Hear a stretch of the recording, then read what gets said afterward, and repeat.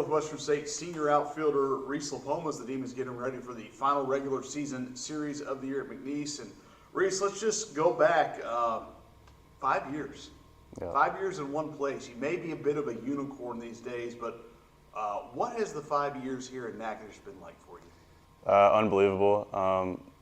Me and my family were very blessed that I came here and got the opportunity to grow up. Feel like as an 18-year-old, 170 pounds, I was a completely different person.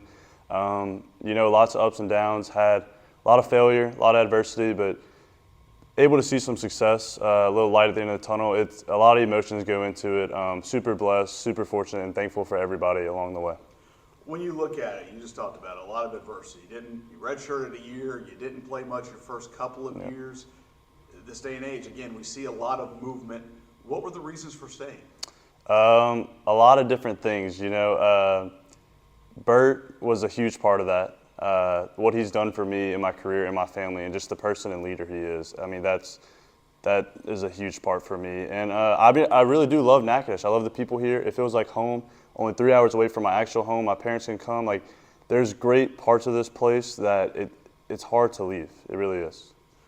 What have the last couple of years been like? I mean, you mentioned Bert. You kind of get a clean slate, maybe going into last year, and with the exception of one game, you've been the center fielder and leadoff man.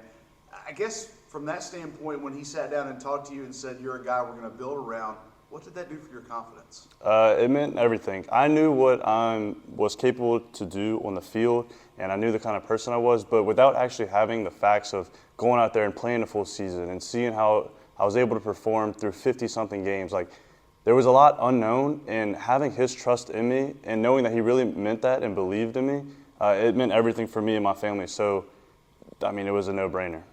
For you, you're one of a handful of captains, and I know you guys are very close, but as far as the leadership group on this team, whether it's you or Rocco or Tally or Clay, any of the other seniors, there's a lot of them that are going to be honored this weekend.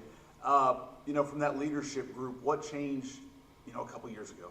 I think just we kind of had to go through it together, right? Like, being deemed as a leader 2 years ago, but really only having like 50-something at-bats in D1, like, I didn't want to be a leader based on that. Like, I wanted to be a guy that led by example, and I think Rocco and Clay and those other guys go about it the same way. We kind of went through it together. We had to learn how to lead because none of us had really ever been in that role in this position. So going through it together, kind of leaning on each other, and I don't really think we lead by yelling and screaming and this and that. It's more like by example, like I said, and going about everything the right way each and every day.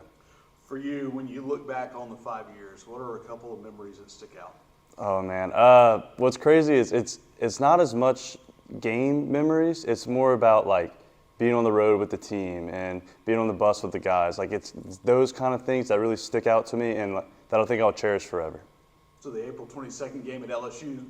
Okay, well, no, that one, there's a couple games in there for sure. That one meant a lot, especially being back at home. There's a couple cool wins in there. This Malibu trip, our last 2 weeks, we got to beat top 5 team and then go to Malibu right after. Like, it's been unbelievable. It's a great way for me to go out, and I really cherish a lot of it.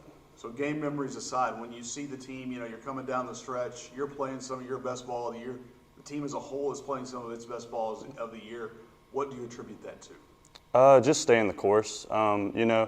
I was thinking about it earlier. Whenever we got swept by Troy and swept by Southeastern, like, I never thought we could finish top 3, have a shot like that at the end of the year. So kind of just staying the course and sticking with the guys. There was a rough patch there, as there is every season. It's a part of the game. It's why we play baseball. But just staying the course, believing in each other, coming to work each and every day, working our tails off. I think it's just the way we went about it. Bert likes to talk about learning life lessons. What are a couple that you'll take from not just him, but from this place? A lot. Like I was saying, coming in as an 18-year-old, like, I didn't really know much about anything.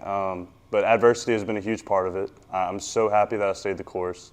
That's really the biggest one. Just that life's full of up and downs, just like baseball. That's why I love it so much. It's a bittersweet ending to it, but, there's tons of it. I learned a lot about friends and family and different people from all over, relationships that I'll have for the rest of my life from people all over, So a lot. There's a lot. I know you'll take some, you mentioned that, but I know there are a couple of people that probably, you talked about learning how to lead.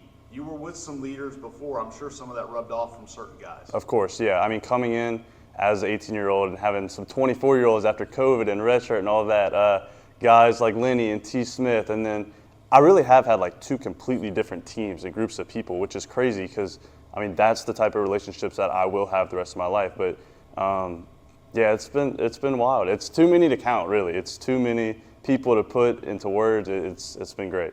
Reese, congratulations on a great career. Thank you for your time. Appreciate it. Thank you so much.